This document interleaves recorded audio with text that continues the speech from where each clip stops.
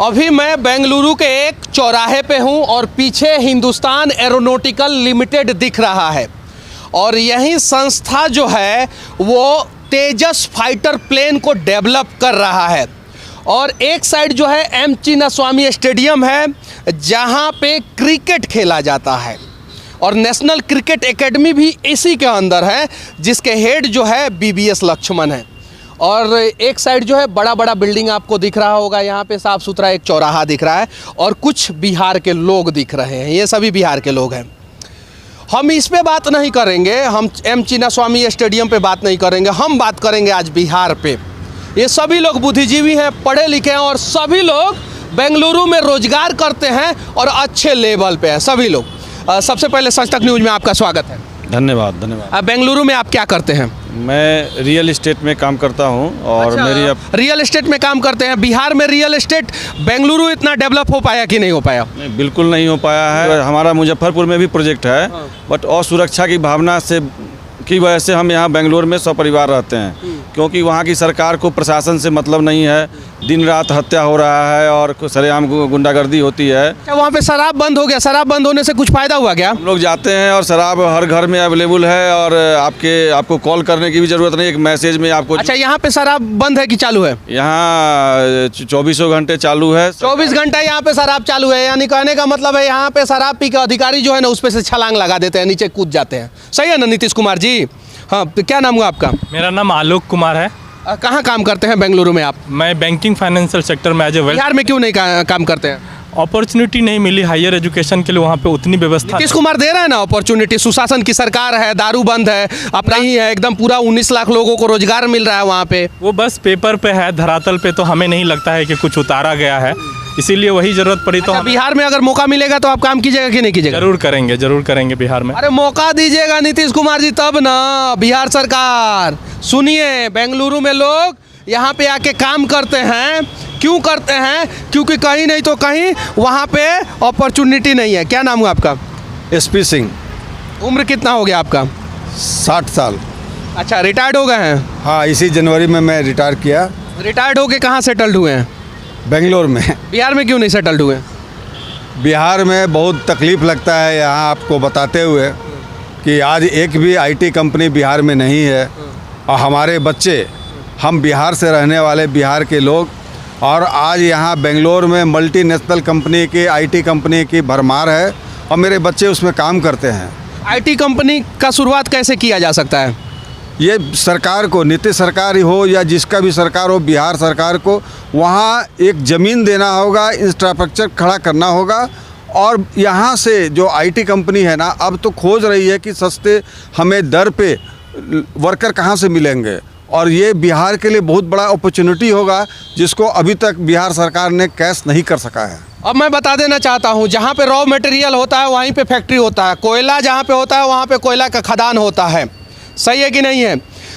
जहाँ पे सोना होता है सोना का खदान होता है, तो जहाँ पे लेबर होंगे, मजदूर होंगे, एम्प्लॉय होंगे, वहाँ पे जो है मैन्युफैक्चरिंग यूनिट होना चाहिए, IT सेक्टर होना चाहिए। तो बिहार में IT सेक्टर के अनेकों इंजीनियर हैं लेकिन वहाँ पे IT कंपनियाँ नहीं है और IT कंपनियाँ सबसे आसान तरीके से चालू हो जाता है। उसमें एक बिल्डिंग चाहिए, इलेक्ट्रिसिटी चाहिए, उसके अलावा कुछ नहीं चाहिए। यानी एक छोटा सा इंफ्रास्ट्रक्चर अगर डेवलप करके दे दिया जाए तो बिहार में IT कंपनियां आ सकती है।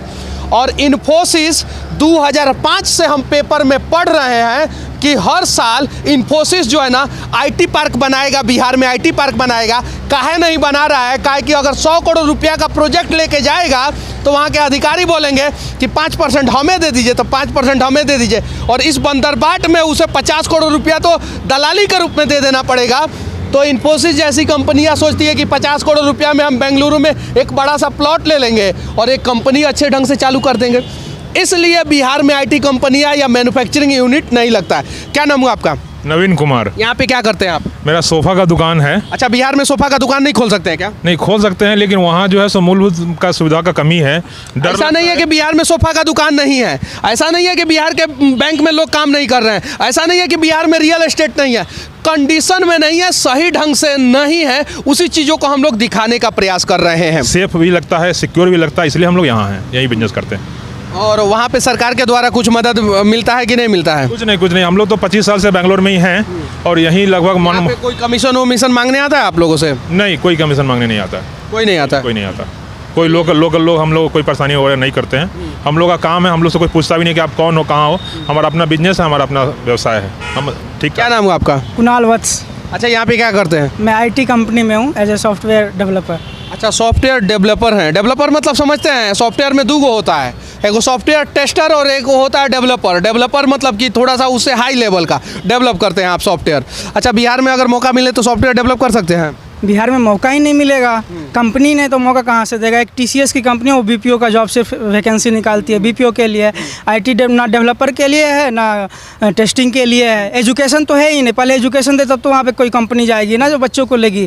कंपनी एजुकेशन ही नहीं, वहाँ पे कोई कॉलेज है ही नहीं वैसा जो वहाँ पे कोई पढ़ाए। एक दो कॉलेज छोड़ के, और उसके बाद कंपनी का तो खैर अब बताएं। इसका मतलब ये नहीं हुआ कि बिहार से आईएएस आईपीएस नहीं निकल रहे हैं, लेकिन बेसिक इंफ्रास्ट्रक्चर को सुधारने की ज़रूरत है। और बेसिक इंफ्रास्ट्रक्चर जब सुधरेगा तो टाटा महिंद्रा से लेके रिलायंस और मोदी जी का अडानी वहाँ पे पहुँचेगा और फिर जो है बिहार का विकास होगा। अच्छा, ये बताइए कि यहाँ का लॉ एंड ऑर्डर और बिहार के लॉ एंड ऑर्डर में क्या फ़र्क है? ज़मीन आसमान का अंतर है।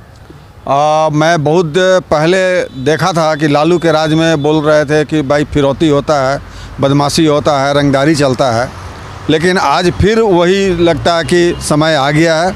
उसके बनिस्पत ये बेंगलोर जो शहर है अघोषित आपको मेट्रो सिटी में आता है। आज आपको इसका जो एक्सपेंशन हुआ शहर का, ये चारों तरफ में एक्सपेंशन हुआ, इसलिए कि भाई यहाँ में आपको किसी तरह का ना कानूनी, ना गुंडागिर्दी, ना रंगदारी, ना कोई कानूनी दांव पेच अड़चन कुछ भी नहीं रहता है। इस कारण से पूरे ऑल इंडिया के लोग आकर के यहाँ में जो बसना चाहते हैं, रहना चाहते हैं, जो पढ़ाने बच्चा आता है वो भी अपनी बची हुई ज़िंदगी यहाँ बिताना चाहता है। और इसका मतलब यहाँ ये नहीं है कि यहाँ पे भ्रष्टाचार नहीं है, भ्रष्टाचार यहाँ पे भी है, लेकिन जो ग्राउंड लेवल पे जो आम आदमी को परेशान करने वाला भ्रष्टाचार होता है ना, यहाँ पे नहीं है। हमारे यहाँ का नेताजी लोग जो होते हैं ना, वो शौचालय के पैसा में कमीशन मांगते हैं, मतलब हगनालय के पैसा, यानी हमारे यहाँ के नेताजी लोग हगल का पैसा में कमीशन खाते हैं, यानी हगल का पैसा खाते हैं। हाँ, बताइए। एक रीज़न ये है कि जो आप सरकार ऐसा नहीं करती, ठीक है सरकार नहीं करती है, विपक्ष क्या कर रही है? सवाल उठाने के मतलब डोली उठा रही है विपक्ष जो है ना, विपक्ष को अब इससे ज़्यादा मौका क्या मिलेगा? इससे मौका ज़्यादा क्या मिलेगा? सरकार बोल रही है कि हम ये गलत कर रहे हैं, ये गलत कर रहे हैं, आओ मुद्दा उठाओ, तो विपक्ष तो दिल्ली में कहीं सोया रहता है। अच्छा, ये बताइए कि यहाँ पे हिंदुस्तान एरोनॉटिकल लिमिटेड है और ये सीवी रमन जो ये कॉलोनी है, एरिया है, वहाँ पे अनेकों रिसर्च सेंटर है, DRDO है और भी बहुत सारा, HAL का वहाँ पे भी बहुत बड़ा ये जगह है। तो ये सब कंपनियाँ बिहार में खुल सकती है कि नहीं खुल सकती है? ये सेंट्रल लीडरशिप जो हमारे बिहार से गए सेंट्रल में या कर्नाटका से गए, तो कर्नाटका के लीडरशिप ने वहाँ सेंट्रल से लड़ाई करके अपने यहाँ पर ये स्थापित किया। एक समय में कर्नाटका में पानी नहीं होने की वजह से कृषि की सुविधा नहीं थी, लोग भूखे मरते थे और बिहार के लोग अच्छी स्थिति में थे। जब यहाँ का सेंट्रल ध्यान से सुनिए, एक समय कर्नाटका के लोग पानी के वजह से भूखा मरते थे और आज वो लोग पानी आसानी से खरीद के पीते हैं और अच्छा बड़ा फ्लैट में रहते हैं। हाँ, आगे बताइए। यहाँ का जो नेतृत्व था वह वहाँ से लड़ाई करके और अपने लोगों के लिए ये बड़ी कंपनियों को, सरकारी संस्थानों को लेके आए ताकि यहाँ के लोगों के लिए रोजगार पैदा हो सके।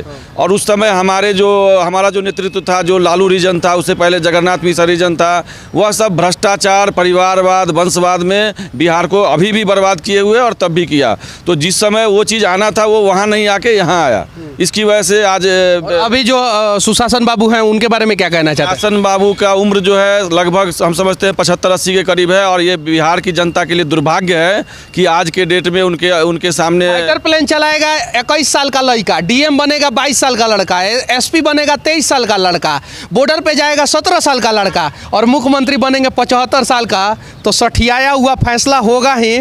और बैन जो चीज़ें करना है, हत्या को बैन करना है, रेप को बैन करना है, भ्रष्टाचार को बैन करना है, उसके जगह पे थर्माकोल बैन होगा, प्लास्टिक बैन होगा, शराब बैन होगा, दारू बैन होगा, गुटखा बैन होगा। हालांकि ये सब चीज़ें बैन होना चाहिए, लेकिन ज़मीन पे ये सब चीज़ें बैन नहीं होगा। ज़मीन पे बैन के नाम पे इस सब का दाम 3 गुना 4 गुना हो जाएगा। सही है कि नहीं है? बिल्कुल बिल्कुल। अच्छा, ये चीज़ें बताइए कि आप लोगों से आखिरी में मैं एक सवाल पूछना चाहता हूँ।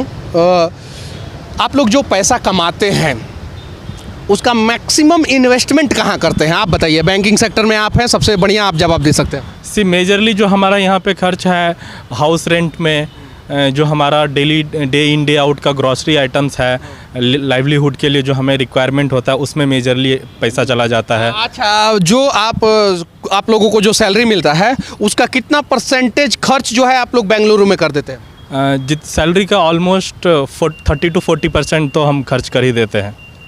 30 to 40% जो है यहीं पे ये लोग खर्च कर देते हैं। और यही पैसा अगर बिहार में खर्च होना शुरू हो जाए तो बिहार का नाई जो बाल काटता है, बिहार का धोबी जो कपड़ा धोता है, बिहार का जो किराना दुकान, पान वाला दुकान और भी बहुत सारे दुकानदार जो हैं वो लोग जो है रेवेन्यू जनरेट करेंगे, उन लोगों को रेवेन्यू मिलेगा। सही है कि नहीं है? और इस प्रकार से बिहार आगे जाएगा। तो लोग तैयार हैं, बिहार के युवा तैयार हैं, बिहार के रिटायर्ड लोग तैयार हैं, सीनियर बड़े भैया लोग तैयार हैं, सभी लोग तैयार हैं। बस बिहार को बनाने की ज़रूरत है और बिहार को बनाएगा बिहार का राजनीति। और राजनीति में जब अच्छे लोग आएंगे या जो लोग हैं वो अच्छा निर्णय लेंगे तब जाके बिहार का निर्माण होगा। और बिहार में भी HAL, Hindustan aeronautical limited, Tata consultancy, Mahindra और इस प्रकार का चिन्ना स्वामी स्टेडियम, नेशनल क्रिकेट एकेडमी और भी बहुत बड़ी बड़ी कंपनियां वहां पे जाएगी। और तब जाके बिहार के लोगों का दशा और दिशा बदलेगा। बाकी हमारा ये प्रयास कैसा लगा आप लोग कमेंट करके ज़रूर बताना। अभी मैं बेंगलुरु के एक बड़े चौराहा पे हूं और यहाँ से बिहार का विकास, बिहार का भ्रष्टाचार और बिहार के नेताओं की स्थिति को दिखा रहा हूँ। नाम हुआ आपका? रितेश कुमार। अच्छा, क्या करते हैं आप? स्विगी डिलीवरी का काम करते अच्छा, कहाँ से हैं आप? मोतिहारी जिला। मोतिहारी से। इनकी पीछे गाड़ी लगी हुई है, इन्होंने मुझे देखा और गाड़ी रोका वहाँ पे और मिलने आए हैं। अच्छा, ये बताइए कि जो आप यहाँ पे काम करते हैं वो बिहार में कर सकते हैं कि नहीं कर सकते? कर सकते हैं, लेकिन वहाँ पे बेनिफिट उतना नहीं है, यहाँ पे बेनिफिट ज़्यादा है, इसके लिए यहाँ पे हम काम कर रहे हैं। जी जी। अब ज़रा सोचिए कि इंफ्रास्ट्रक्चर डेवलप करने से क्या क्या फ़ायदा होगा। और जब ये कमाएंगे ना तो वो पैसा का खर्चा जो है ना बिहार में ही करेंगे, तब जाके बिहार आगे जाएगा। और इसलिए हम लोग ग्राउंड जीरो पे जाते हैं और वहाँ से रियलिटी को दिखाने का प्रयास करते हैं। एक आर्मी वाले भाई साहब भी मिल गए यहाँ पे जिन्होंने अपनी समस्याओं को बताया, ये भी मिल गए और भी कुछ लोग मिल गए। और यहाँ पे एक भाई साहब जो है वो सेल्फी ले रहे हैं। क्या नाम है आपका? प्रसन्नजीत नाथ से। अच्छा, कहाँ से हैं आप? मैं असम से हूँ। असम से हैं? असम से पहचानते हैं मुझे? हाँ सर, आपको देखता हूँ यूट्यूब फेसबुक में लाइव बहुत। फेसबुक पे लाइव है। चलिए ठीक है, बहुत बहुत धन्यवाद। बस छोटा छोटा प्रयास करने की ज़रूरत है और छोटा छोटा प्रयास एक दिन बड़ा बदलाव कर सकता है। और इसी प्रयास में हम लोग भी लगे हैं बहुत सारे लोगों के साथ। आप तो शायद से नहीं थे, अभी आए ना? यस, डॉक्टर कुणाल बिहार से हैं, भागलपुर ज़िला से हैं। पूछिए। अच्छा, ये बताइए कि अभी आप कहाँ पे काम करते हैं? अभी तो फिलहाल बेंगलोर में ही है। अच्छा, ये बिहार में नहीं काम कर सकते हैं? बिहार में काम कर सकते हैं, बट बिहार का जो इंफ्रास्ट्रक्चर है, बिहार का जो विकास है, कहने को तो सुशासन सरकार है, बट अब ऐसा है नहीं। बिहार में इन्वेस्टमेंट करना बहुत ज़्यादा रिस्की है। चलिए ठीक है, बस रिस्की है लेकिन हम प्रयास करेंगे और नया बिहार बनाने का कोशिश करेंगे। जय हिंद।